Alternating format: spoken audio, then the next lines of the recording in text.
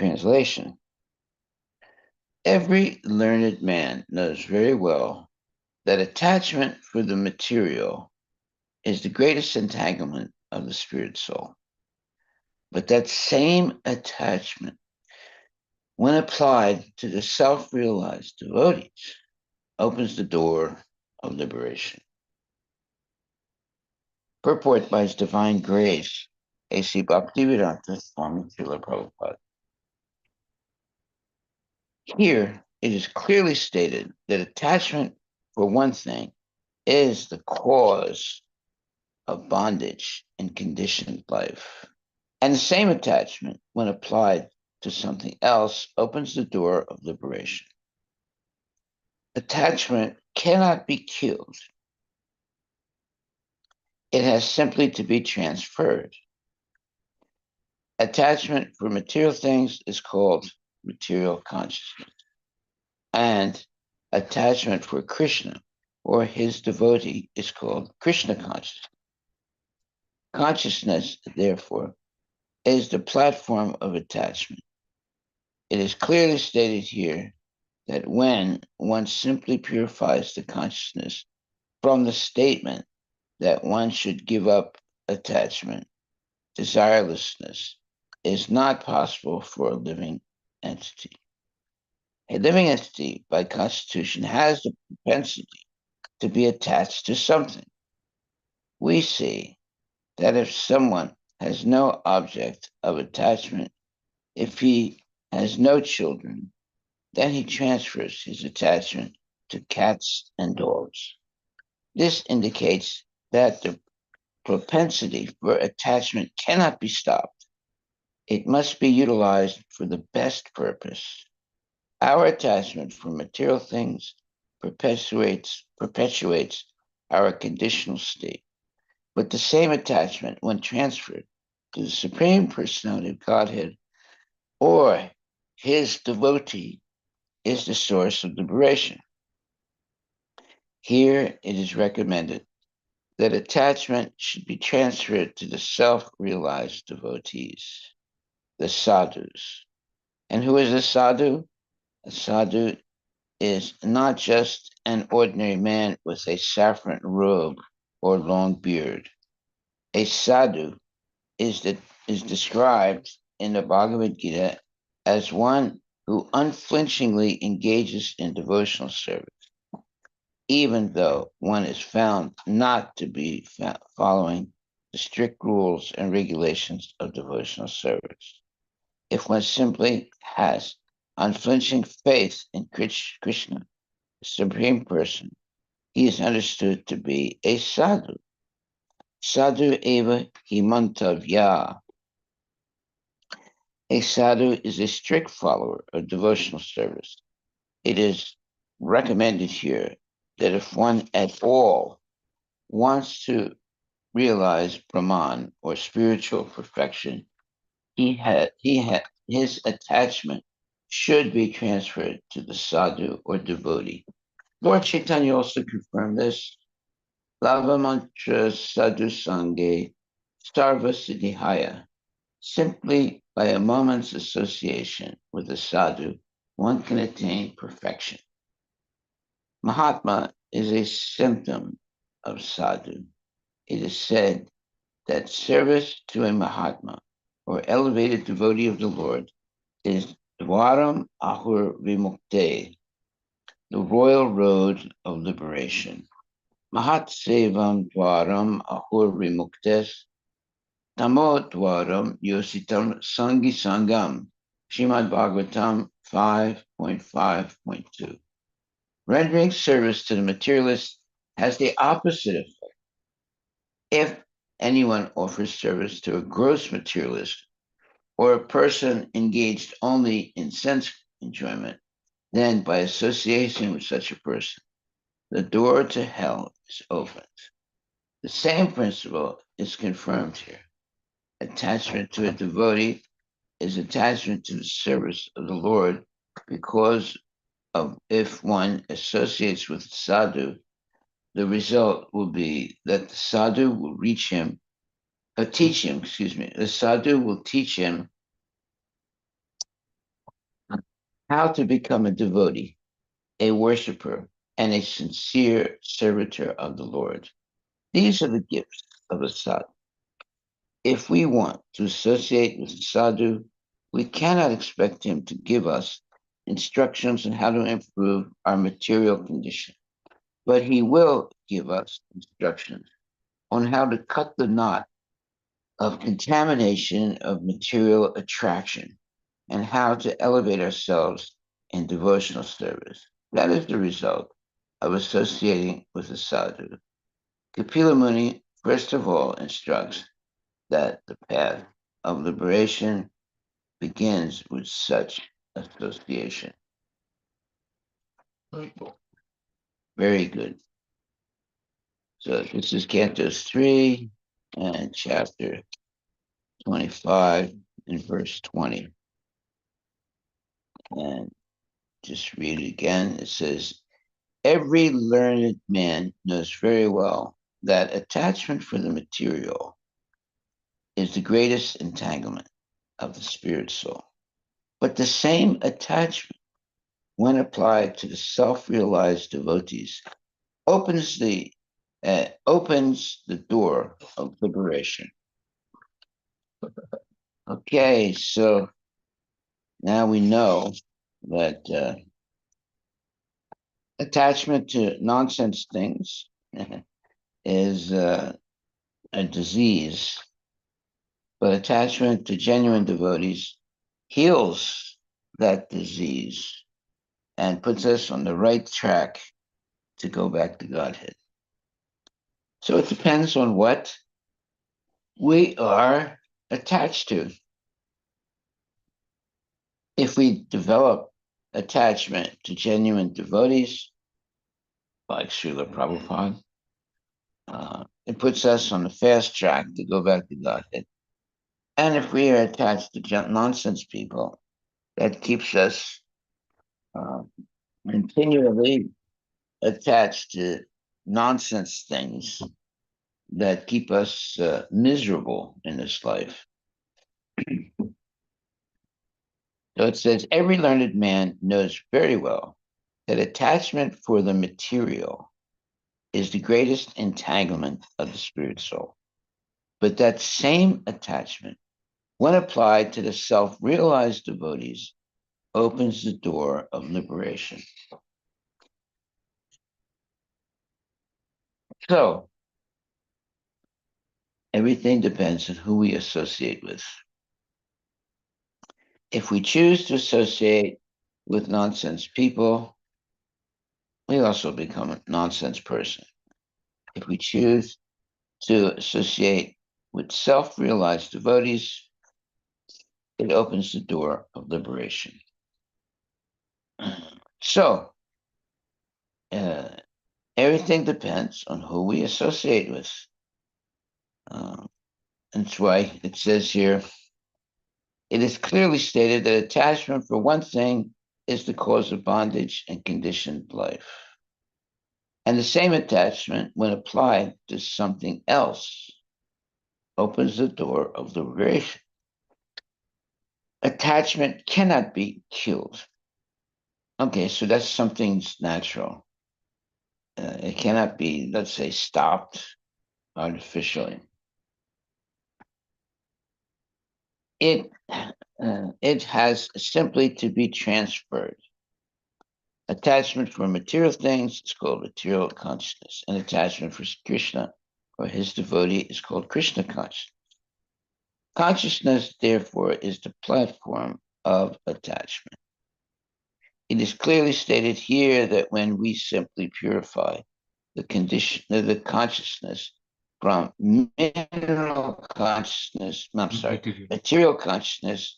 to Krishna consciousness, we attain liberation. Despite the statement that one should give up attachment, desirelessness is not possible for a living entity. A living entity, by constitution, has the propensity to be attached to something. We see that if someone has no object of attachment, if he has no children, Then he transfers his attachment to cats and dogs. This indicates that the propensity for attachment cannot be stopped. It must be utilized for the best purpose. Our attachment for material things perpetuates our conditional state. But the same attachment, when transferred to the Supreme Personality of Godhead or his devotee, is the source of liberation. That's a very significant statement. Mm. We should learn to be attached to a genuine devotee or the spiritual master and engage in devotional service under the direction of a bona fide spiritual master. That can solve so many problems in our life and give us a chance to free ourselves from the cycle of birth and death. Okay, so that's why it says in the purport, in the verse, every learned man knows very well that attachment for the material is the greatest entanglement of the spirit soul. But that same attachment, when applied to the self-realized devotees, opens the door of liberation. Okay, so the implication here is that you cannot avoid being attached to something. But if you choose to be attached to self-realized devotees, that opens the door of liberation. And that implies that if you remain attached to mundane people and mundane goals in life, you will not be able to free yourself from material, let's say, life. You'll be always concerned with material life and not have any real attachment to spiritual things. Okay, so attachment, when applied to something, uh, let's see, it says here, here it is clearly stated that attachment for one thing is the cause of bondage in conditioned life, and the same attachment, when applied to something else, opens the door of liberation. Attachment cannot be killed. It has simply to be transferred. Attachment for material things is called material consciousness, and attachment for Krishna or his devotee is called Krishna consciousness. Consciousness, therefore, is the platform of attachment. It is clearly stated here that when we simply purify the consciousness from material consciousness to Krishna consciousness, we attain liberation. Despite the statement that one should give up attachment, desirelessness is not possible for a living entity. A living entity, by constitution, has the propensity to be attached to something.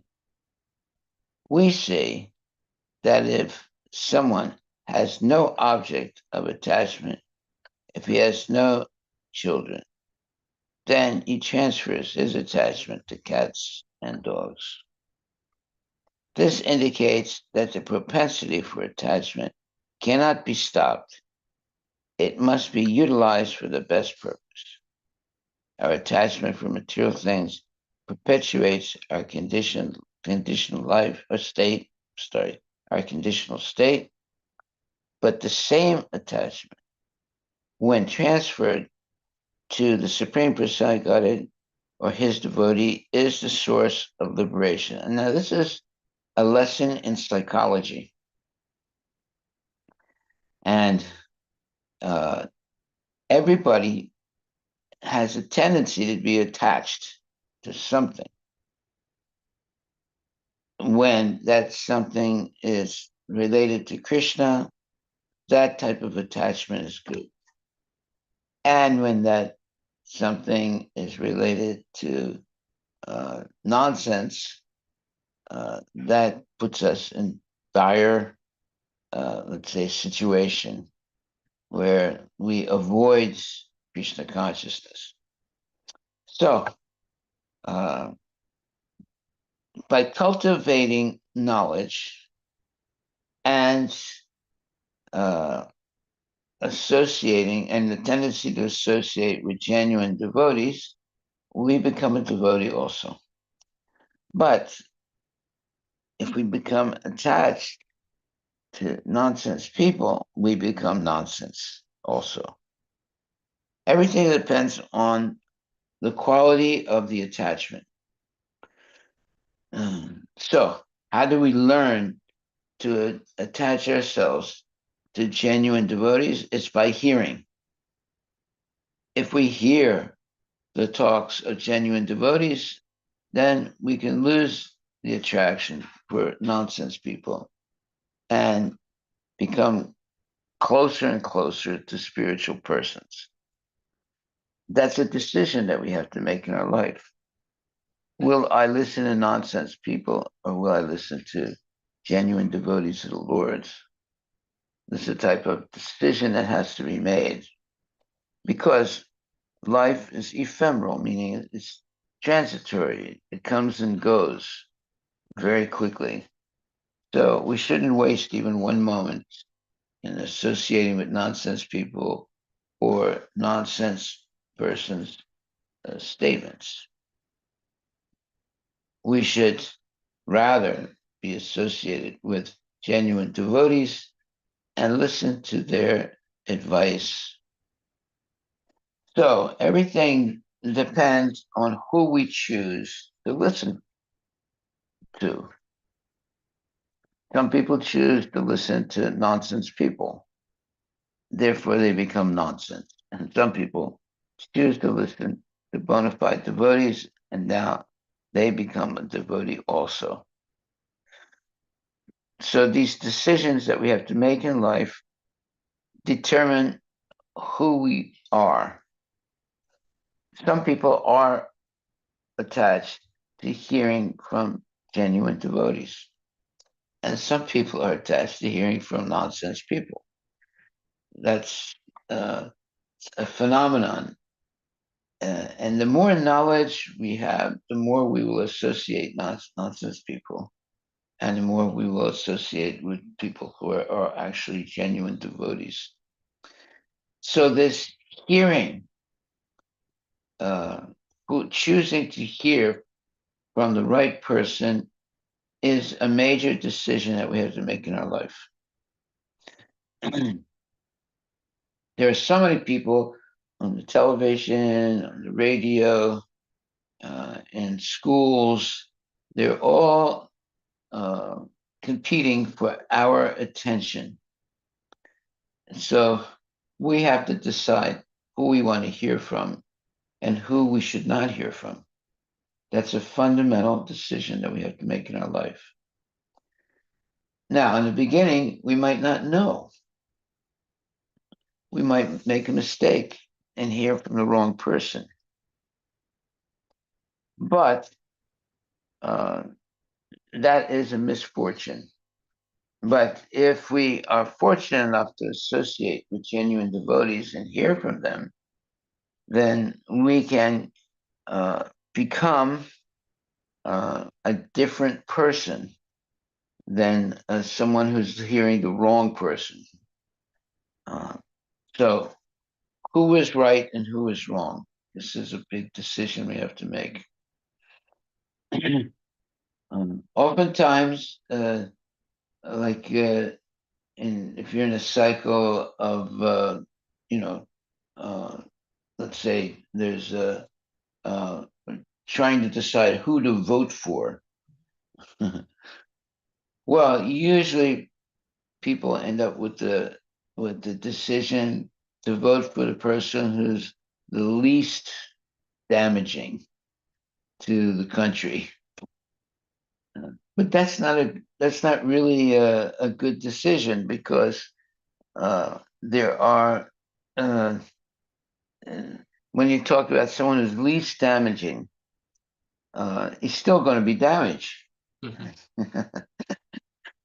so, uh, so what's the dilemma then? Should you not vote at all? Well, a lot of people come to that decision. Whether they vote one way or they vote another way, both ways are going to be nonsense. It just depends on the degree of the nonsense, that's all. So if you decide that this one person will be less damaging than another person, then they vote for that person. But that's not a good decision. Prabhupada, he said, when we vote for a person who has tilak and who's following the principles of Krishna consciousness, then society will be uh, uh, successful, right? But if all the people who are candidates to be voted on are nonsense people, it's better not to vote at all, rather than use the principle. Well, I'll vote for the person who's the least damaging. That's not a good thing. So uh, this is why Prabhupada was not in favor of democracy. He called it demon crazy. Why? Because uh, just voting for the person who's the least damaging is still voting for someone who's a nonsense person. So it's better to not vote in that state than to vote for someone who is still someone who is nonsense. So you'll see there are people out of uh, apathy. In other words, they're not interested anymore in politics. They stop voting. And there are persons who are actually civically responsible and they refuse to vote for nonsense people, but they will vote for a person who is actually a devotee. Now, if there's no devotee in a ballot, then it means that it should not even vote uh, because you vote one way or you vote the other way, they're both the same way. They're both going to be materialistic and mislead people. That's why Sri Prabhupada he was much more inclined toward a having a king. Now, there can be kings that are bad, but the king, if a person's been trained to be a good king, that's the best because people will not be misled. And uh, and you don't have this democracy where low class people vote to uh, to put a low class person into a spirit into the material let's say position of authority. Uh, so that doesn't work. Therefore, that type of democracy is not good. The best thing is that some people should be trained from the earliest time of their life to become a leader, that a Krishna conscious leader. Then society will not be derailed from the right path. Uh, do we see that today? No, we don't see that today, unfortunately. Uh, Sometimes, like, okay, you have someone like Mr. Modi. Mr. Modi, first of all, is a brahmachari. He's not married. He is a celibate person, and he lives very simply, and he is spiritually inclined. He associates regularly with holy people. He goes on pilgrimages, holy pilgrimages. So he has a what you would call the qualification of a devotee. Now, he might not be a pure devotee, but he has the qualification of a devotee because he likes to associate with devotees. He also has cows. Huh? He also has cows. Yeah, the Pongaluru cows. Yes. Yeah, he's actually there's a video where he's raising them and he pets them regularly at home. Right. Right. Anyone who loves cows has got to be a good person. Of course, it's not that he loves cows so he can eat them. That's not good. But if he loves cows and protects them, that means he's got to be a good person. Right? All right. So how do you judge who is good, who's somewhat good, and not completely, and who is not good at all? Well, it depends who they associate with and uh, whose advice they follow.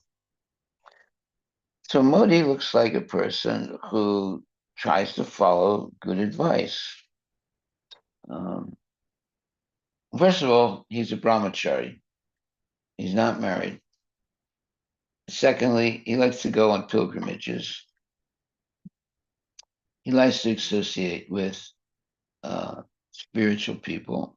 They might not be maybe the best spiritual people, but they are spiritual people. And he tries to make decisions that are somewhat based on uh, the principles of Krishna consciousness. Now, whenever you're a politician, it's not an easy job because you have to take sides. You can't just be, uh, let's say, neutral.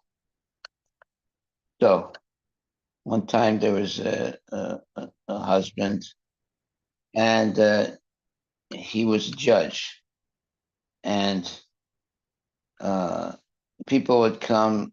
There's usually two adversaries, and they would come and present their point of view, and then the judge had to decide which point of view was more aligned with what is considered the truth.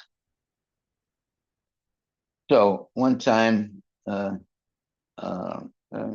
there was a judge, and one person uh, explained to the judge why this other person was a nonsense. And after hearing the argument of that person, he says, "You're right." Then the other person said, "Wait a minute, you didn't. How can you make a decision without even listening to me?" He said, "Okay, let me hear what you have to say." So after hearing what that person said, he said, "You're right." And his wife heard all this, and she got really upset. She said, "How can you do this? You say one is right, and then you say the other one is right. You can't do like that. You have to decide." He said, "You're right."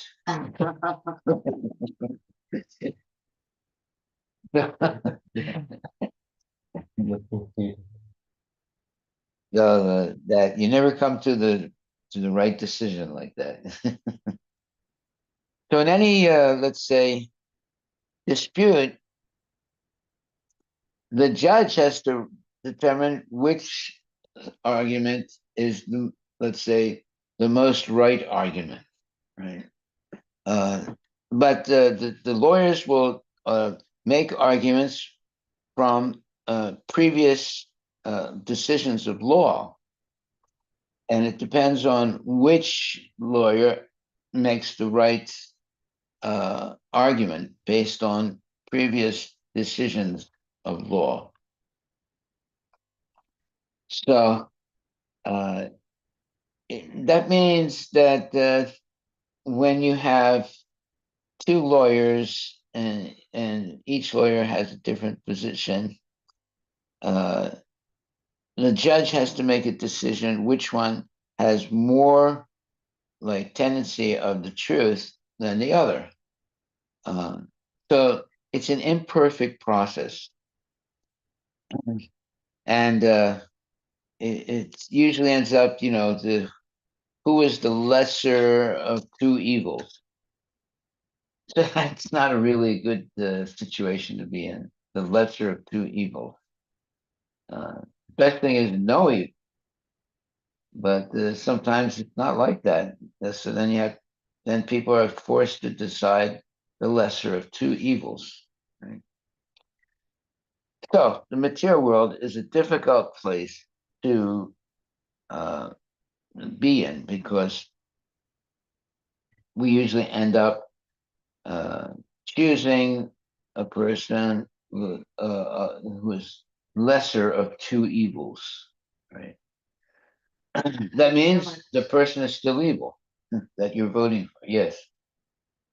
What do you do in that such case, Maharaj? Because that is what you are faced with almost on an everyday basis. You have to choose the lesser of the two evils in a lot of things. That's a good question. You have to have staunch principles. So if you if you vote for the lesser of two evils, you're still voting for someone that's evil. So if you don't vote, which is what a lot of people choose to do, because they can't vote for one, they can't vote for the other. Uh, that is a decision that you have to make, but that's the problem with democracy, because low class people vote for a low class person. That's why Prabhupada did not like democracy. Now, what is the solution? The solution is to have genuine devotees who are advising someone who wants to become a politician. They're advising the politician, and usually in previous times, people would take the advice of genuine devotees. Now, the genuine devotees would not, in general, they would not get involved in politics, but because politics means friends and enemies. Okay? So, Democrats, good, Republicans, bad, or Republicans, bad, uh, uh, or Republicans, good, Democrats, bad. So that's politics. They're friends and enemies. So, how do you make a decision then? Well, whoever is the most Krishna conscious, you vote for them. So that's the lesser of two evils. But even that is not so good. So then what do you do? Well, usually people just avoid politics. Now, is that a responsible thing to do? It depends. What's happening today is you vote one way or you vote the other way. The person that you're going to vote for is going to be a meat eater and generally a non-devotee. Uh, okay, so now let's look at someone like Modi. Is he a pure devotee? Well, not sure.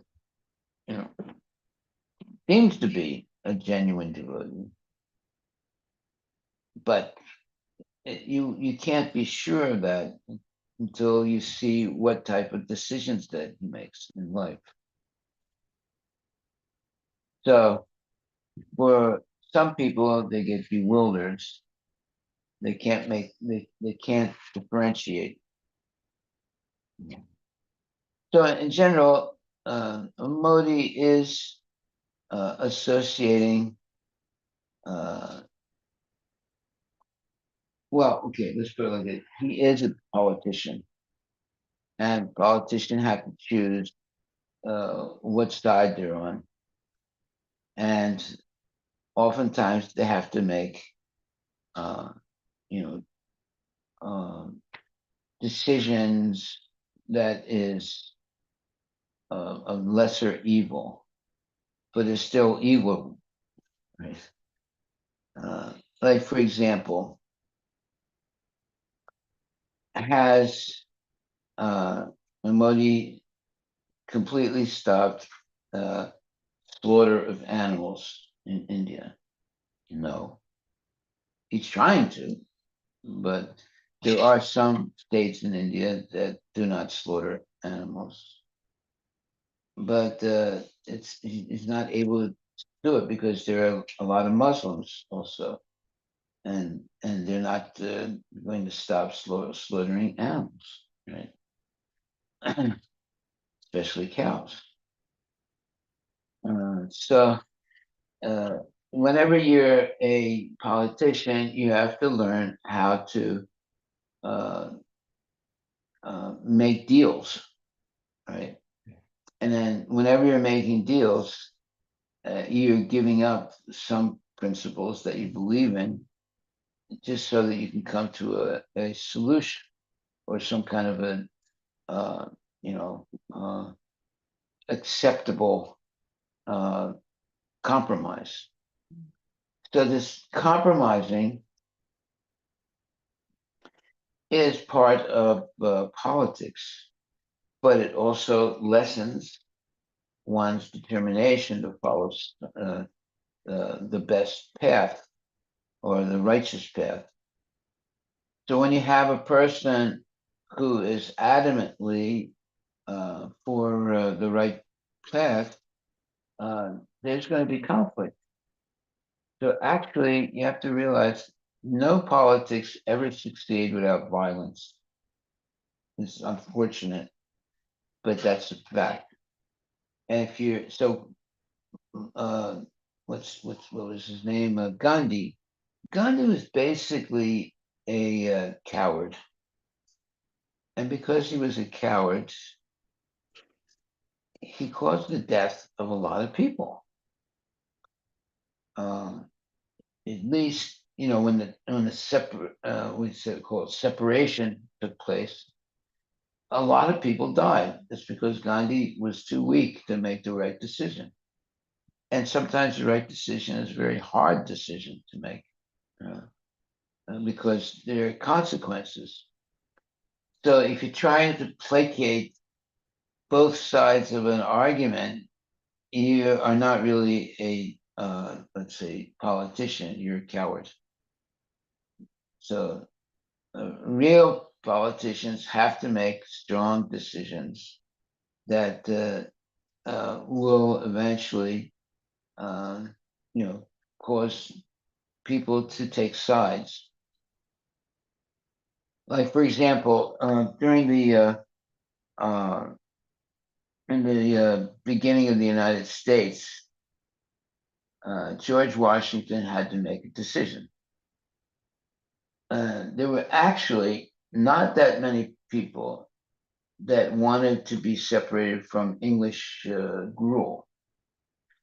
There was a minority of people that wanted to be separated, but George Washington was determined to separate from British control. But he was not supported by the majority of people, you know. But somehow or other, he prevailed and established the United States of America. So, is that good or is it bad? Uh, and the motto at that time was, what did they say? Uh, their, the motto was no representation. No, what is it? Uh, well, in other words, all the decisions were being made by the British, right?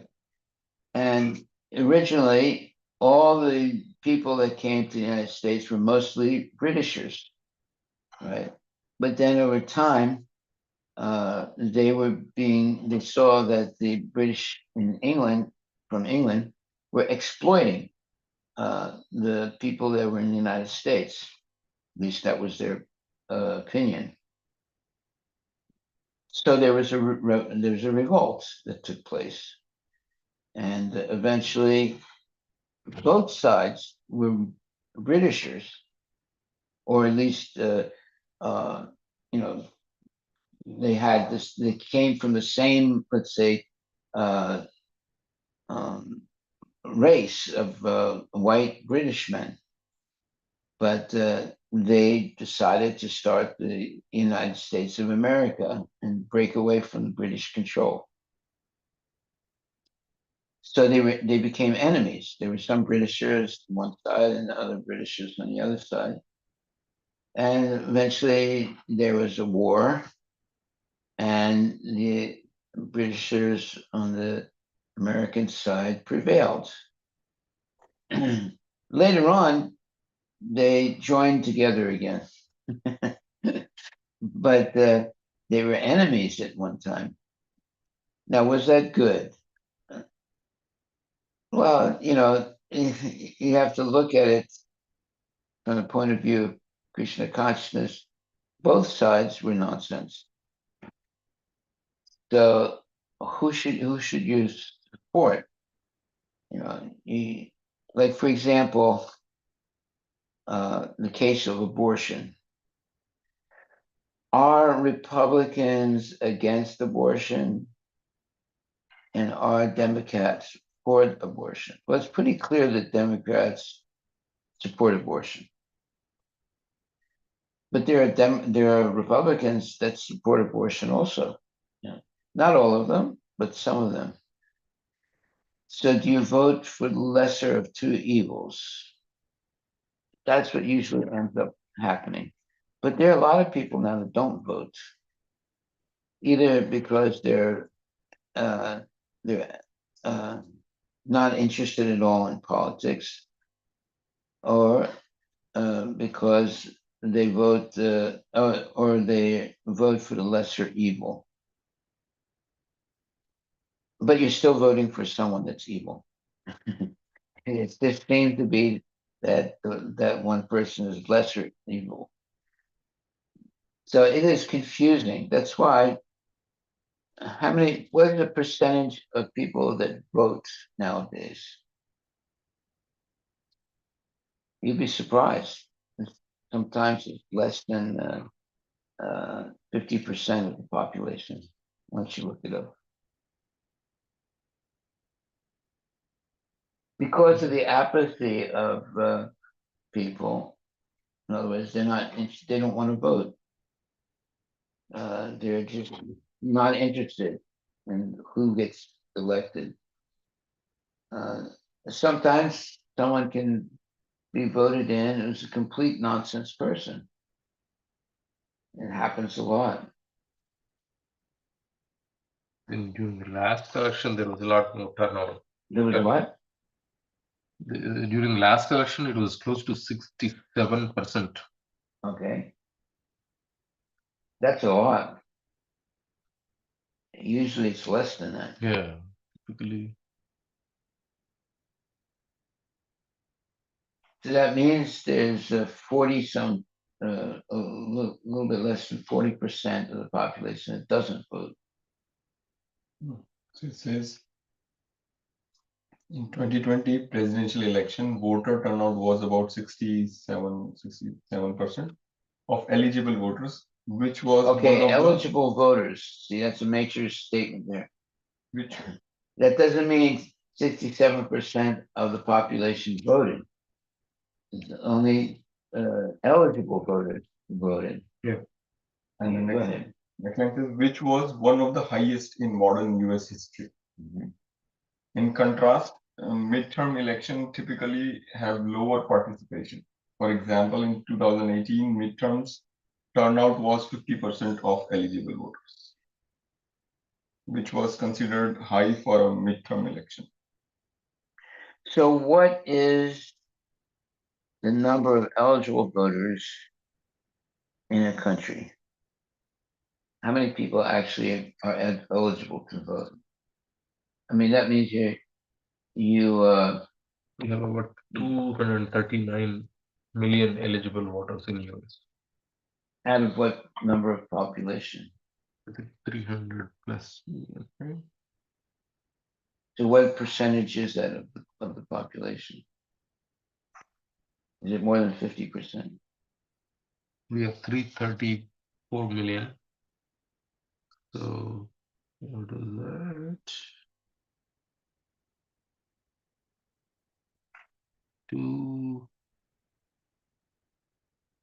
339 out of 334.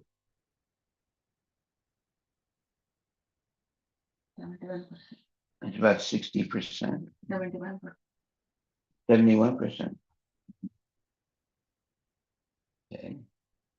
Yeah, 71% of the total population is eligible voters, and about 67% of that eligible voters actually voted last election. Here's one which says, Maharaj, overall 70% of the US adult citizens who are eligible to participate.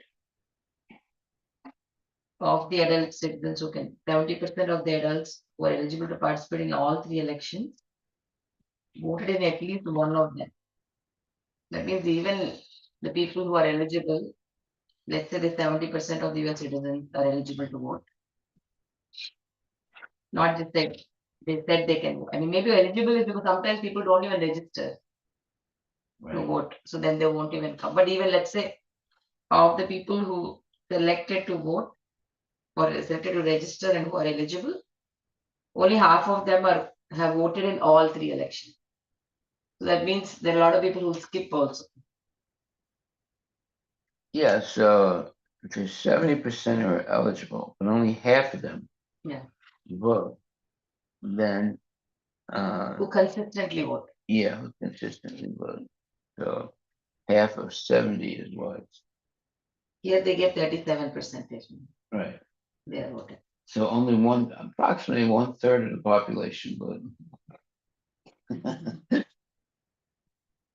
Now, in some places, voting is mandatory, not in the United States, but there are some countries, I think, where voting is mandatory. Why don't you look that up? Where there's a country where voting is mandatory.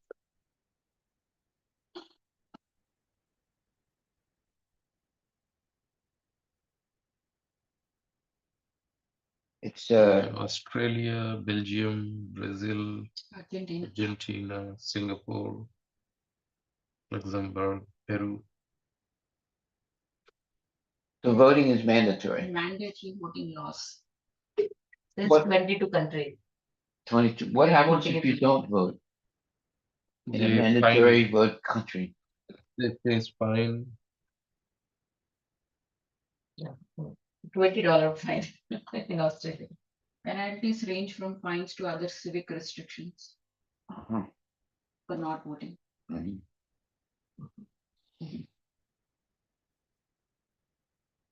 Yeah. The United States, you don't have a rule like that. India also has no rule. Really? It's not mandatory.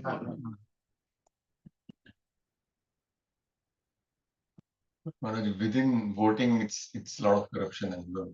In India. Yeah. If people are not voting, their vote will be submitted by somehow or other.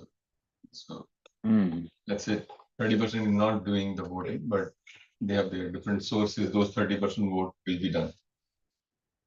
What do you mean? Somebody will claim to be that person and go and vote. So somehow or other, those vote will be submitted. A fake card. So due to their corruption and a lot of some gray areas there in Really? voting. Yeah, it's not fair. In India? They have done a lot of work like to make it electronic. But they say India is the biggest Largest than- level. In number of people. Huh? In number of people. No. Well, it's the biggest democracy in the world. largest democracy. Yeah. Because there are a lot of people. Now they have made it more electronic with Aadhaar card and all those things. Earlier there was nothing like identification Yeah. card in India, Maharaj. Because I voted when I was 17, Maharaj. One of my uncle's friend Told was, you to vote. was participating in an election. He took all of us and we all went vote. I mean, I was 17. At that time, there was no proof even. That's the only time I voted. They asked us for. Nowadays they are improving a lot, make it electronic and with the ID cards, and it's getting better and better. Mhm. Earlier it was all manual. You mean there was a lot of cheating? Yeah, they are full of shit. Wow. Yeah, but how many people you have in India that can, it's the biggest number of people that are voting.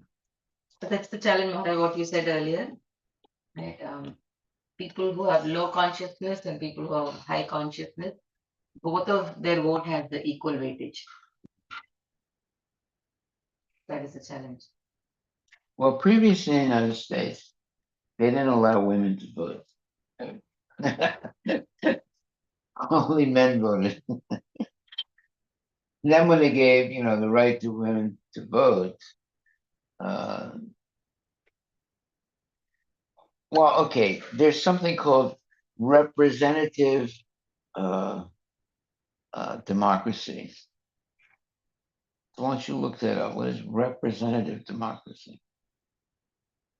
I think earlier you were looking for that phrase like taxation without representation. Yeah, It was the UK. and that was why the Americans, Party. American British, revolted against the British because they were being taxed without representation. And they thought it was, unjust. Although they were both Britishers, and both sides were Britishers.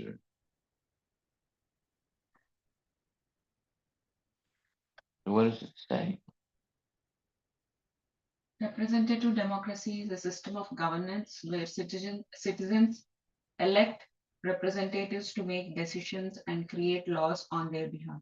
So it's not direct democracy.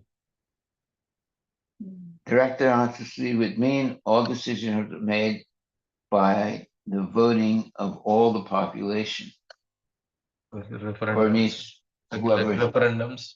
whoever qualified to vote.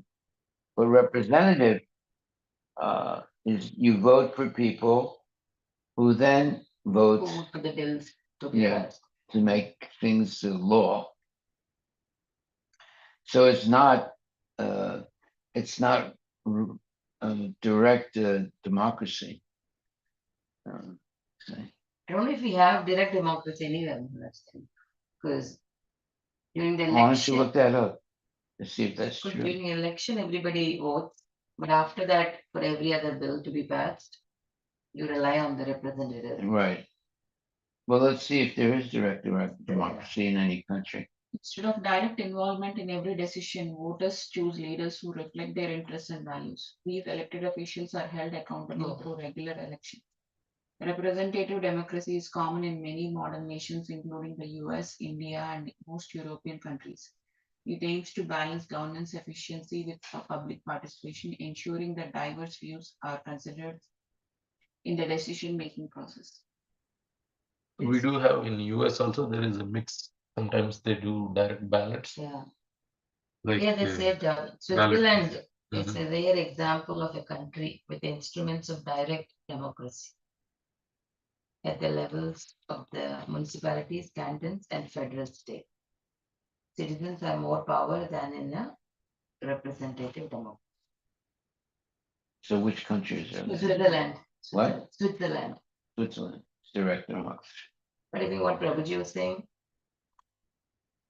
Chakapani was saying US also does it, right? But US has certain part, right? For example, California, Oregon, they use the ballot initiatives and referendums. Basically, referendum is how you get the direct vote of the public. But the challenge with that is at some point, complexity of the issues are the populism as well as the water fatigue. Voter what? Fatigue. Water fatigue means like What does that mean? people don't vote because there's too many things they have to vote. Mhm. They expect this. That's why we have this representative democracy, so that they should represent the voice of the people in a particular constituency. Well, okay. You don't have direct democracy in the United States. Yes. Yeah. You vote for people who then vote for making laws. So it's not direct democracy. Apparently, the ancient called Athens, representative democracy. ancient Athens, What? the Greece, Yeah. Athens used to have that direct democracy. Okay. Citizens would gather to vote on laws and important decisions in person. Mhm.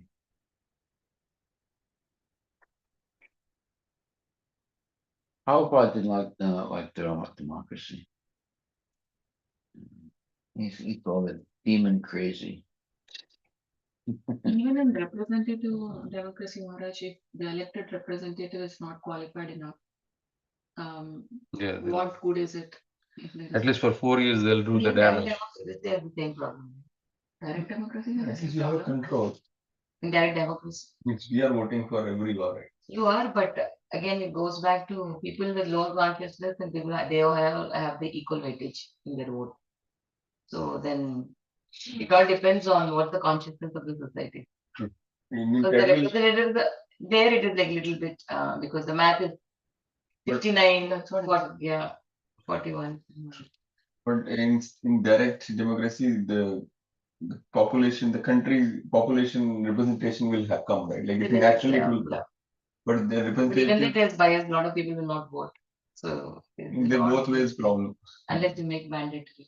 Whether it is direct or representative, there is still, even representative democracy is also demon crazy because the elected representative is not Yeah, qualified. Prabhupada was for, having a king. Yeah. Best. Also, you said Maharaj, right? Well-trained king from Yeah. trained in a certain. You can have a Yeah, bad that's king. right. And then supported by the devotees or people who guide them. No, Like like they take the advice Yeah. of sadhus. They don't make any personal decision without getting the advice of sadhus. That was, you have a king, but he would always depend on the decision or the opinion of the sadhus. Parikshit Maharaj. Yeah. I was reading somewhere, Maharaj, they say they are like Raja Rishis. So he's a king, but he's advised by rishis who are advising him on Shastra and Right. Krishna consciousness. So that is how So actually, the system was set up. Raja Rishi actually means the king himself is a Rishi. Yeah. Yeah. And Modi is compared to that in the modern times. Yeah. If you have low class people that vote for a low class person, you end up with a low class society. So that type of democracy is not really good because low class people are voting in a low class person, unfortunately. Well, And then on top of that, we have electoral college, which makes it even skewed. makes it what? Skewed because now only certain states pretty much decide the overall election, Mhm. right? Even though majority within US. Not the total number of the votes, it's the weightage given to each state. Yeah, it's a little confusing. Huh? Yes, ma'am.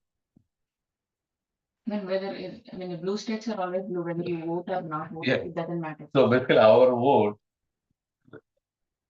technically In doesn't have Washington any State, value. Yeah, Washington State doesn't matter. doesn't matter. California probably doesn't matter. Yeah, so only the swing states Yeah. decide the total outcome of the country. Yeah. So if you want to be influential, you should move to the swing state. Well, that's happening. Yeah. People are moving away from the blue states. They want to all go to Texas. But even in Texas now, because of all the immigrants, it could easily flip to Democrat state soon because the influx of so many immigrants. Anyway, the best thing is to have a council of sadhus. That is, let's call it representative uh, democracy. But even that has some problems. But who is actually deciding if you have a king and he has the power to make the final decision, and the king is trained properly, like Maharaj used here, that's the best, political uh, uh, model. But where is that king who's properly educated? So nowadays, low class people are voting for low class people to get positions of power. That's why you have abortion that's legalized. That's why so many things are legalized that are actually sinful. So we make abortion legal. That means that the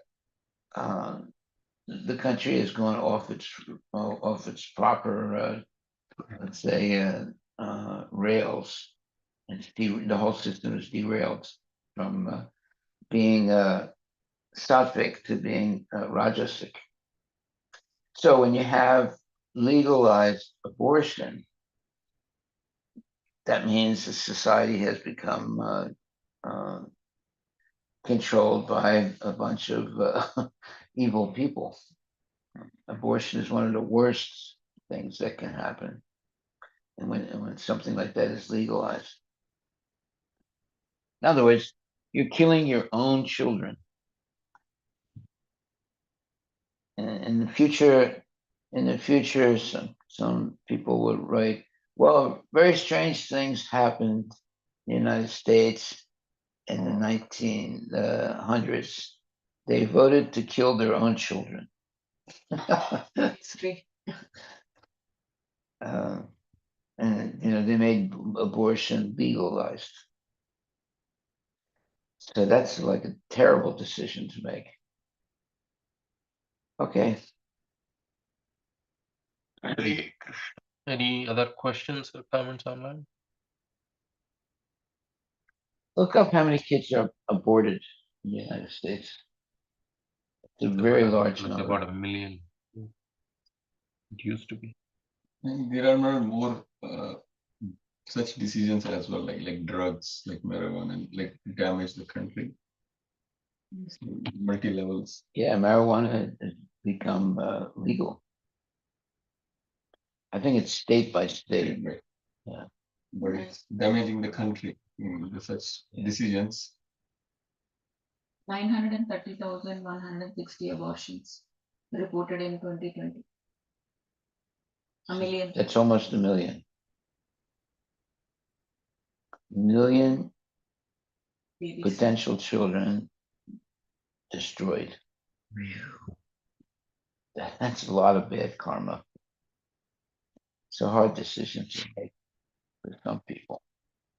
An easy decision to make for people who are demons. If you're a devotee, just like you told me this before, my daughter,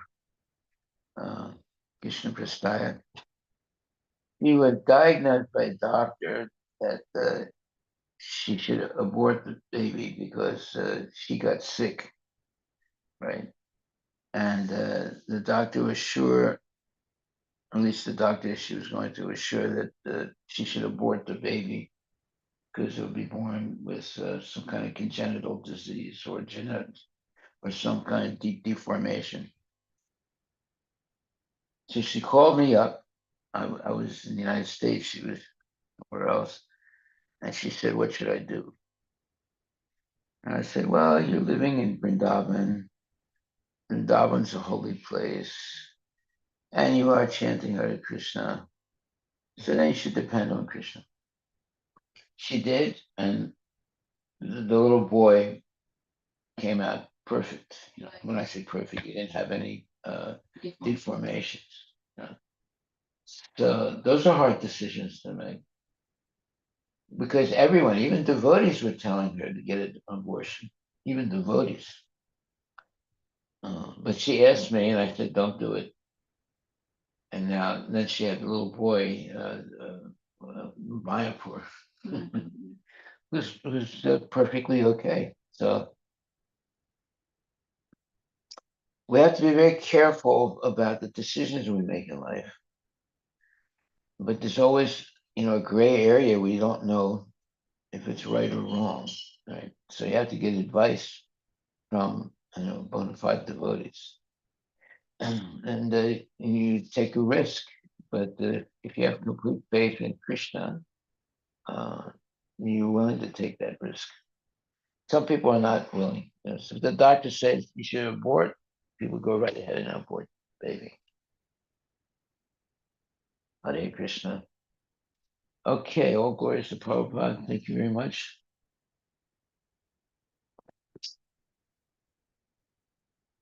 And we will all vote Republican. No. Republicans also do that. Hare. Right. Hare. Yeah, sometimes with some devotees would ask me, "Oh, who should we vote for?" I stopped saying anything.